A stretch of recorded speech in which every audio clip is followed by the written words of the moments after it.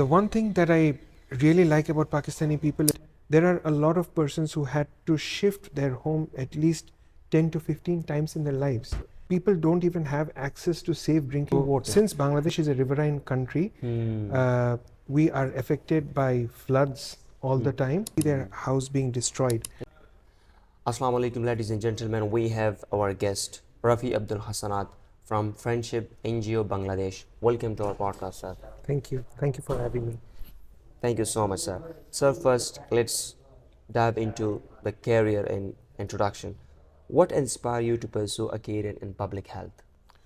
Well, the satisfaction to help the climate impacted and marginalized communities, especially I would like to stress on communities, to bring a change in the lifestyle of the community really inspired me to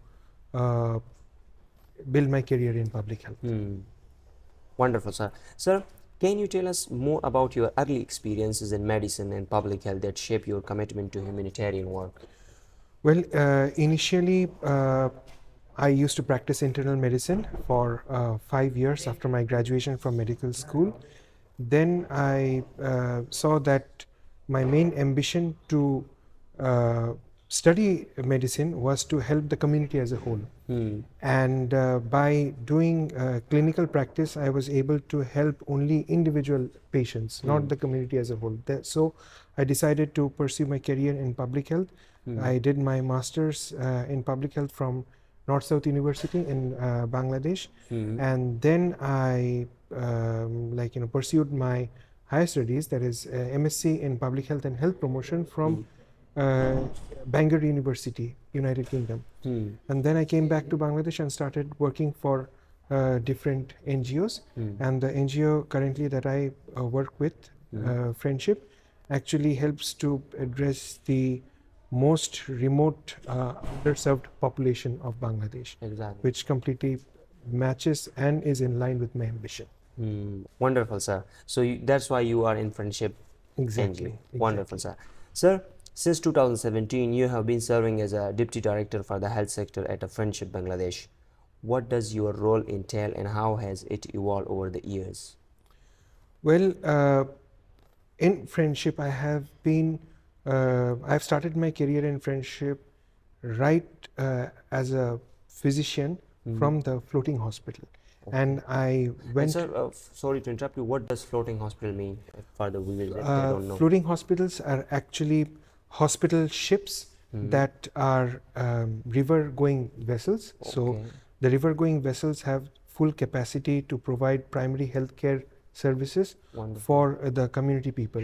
So since Bangladesh is a riverine country, we are affected by floods all the time. Exactly. So there are these silt-based islands which actually appears and disappears with every monsoon period. And the people living in these silt islands, which are called chors, actually have inhabitants or have communities living in them.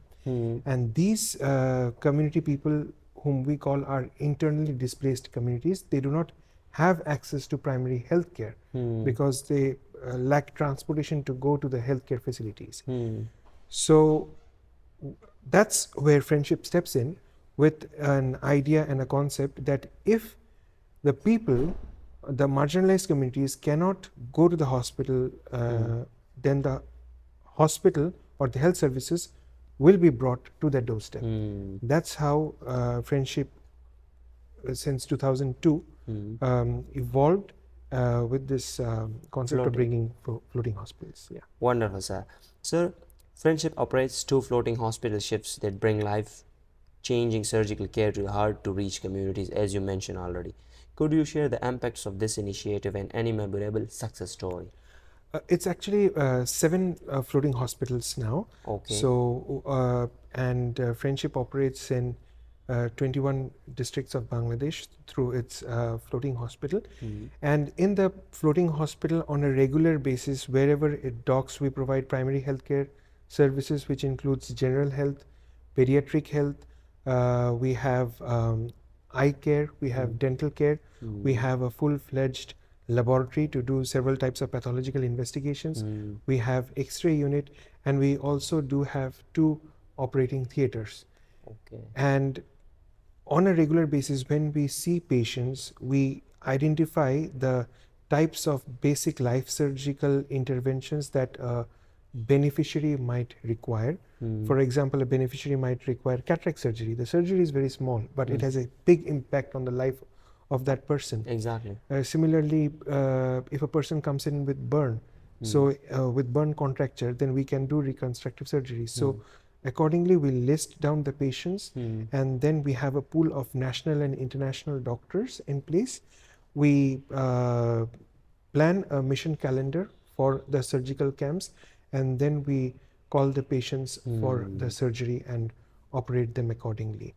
So these surgical interventions actually brings a lot of life-changing impact on the Communities community in as a whole. different communities. Wonderful, sir. You explained really well, and I love the idea of floating hospital. This is amazing, sir. Sir, your work often involves serving communities severely impacted by climate change. How do climate change challenges affect healthcare delivery in these regions? Well, due to the main climate impacts or climate changes that we face in Bangladesh are floods and cyclones.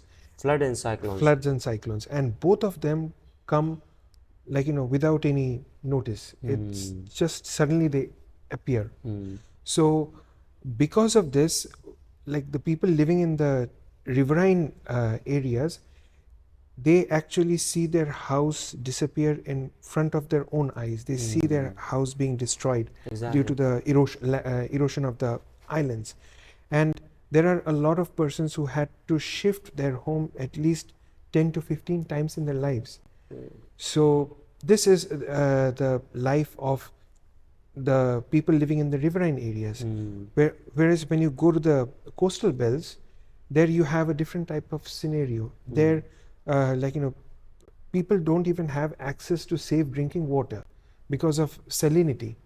So we at Friendship, we have established water treatment plants so that the saline water is filtered, and then people can have access to safe drinking Safe water. drinking water. We also have established largest mangrove afforestation project in Bangladesh, which helps to prevent these cyclones. So in Friendship, we we are one of the very few organizations who actually work in a very integrated manner to help the community as a whole. That's why we not only provide one service, we ensure that they have access to health, they have access to education, they have access to rights as a citizen through our inclusive citizenship sector.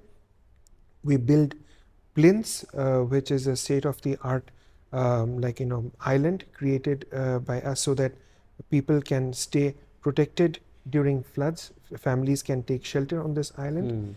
Then we have our cultural preservation sector, because Bangladesh is a riverine country and we have had a lot of boats. Exactly. And slowly with development, these boats have become obsolete. So to ensure that our heritages are not lost, we make the exact replica of those boats. Those both. And so, this Friendship NGO, is it profitable or non-profitable? It's NGO? completely non-profitable. We are Okay. completely non-profitable based organizations who work completely for the welfare of the community as a whole. Wonderful, sir. Sir, what lessons have you learned from working with displaced population that could be applied to other global humanitarian work? Well, we at Friendship work for 2 types of displaced communities. One is the internal displaced community that I just now mentioned, and the other one are the forcefully displaced Myanmar nationals, the Rohingya communities who came in. And Bangladesh, as you know, are the largest host of refugees currently in the world. So to serve these FDMNs or Rohingya communities, we replicated the model that we have been doing for the past 22 years. There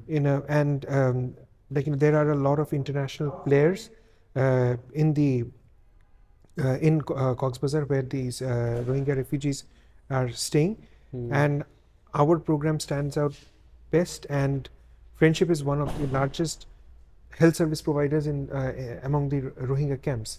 So I think the model in which we operate is completely replicable as well as scalable in a very much cost efficient manner.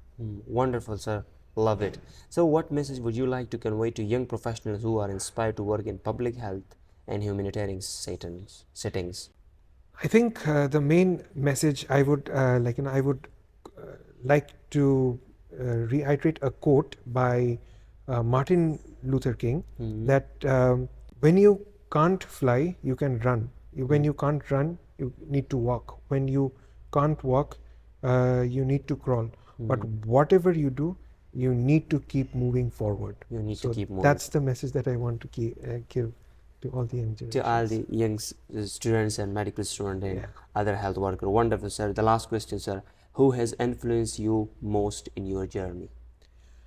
I would say my parents, my family had a big role to play in my journey because seeing my father, uh, like he has been determined to do what he thinks is best in terms of his passion.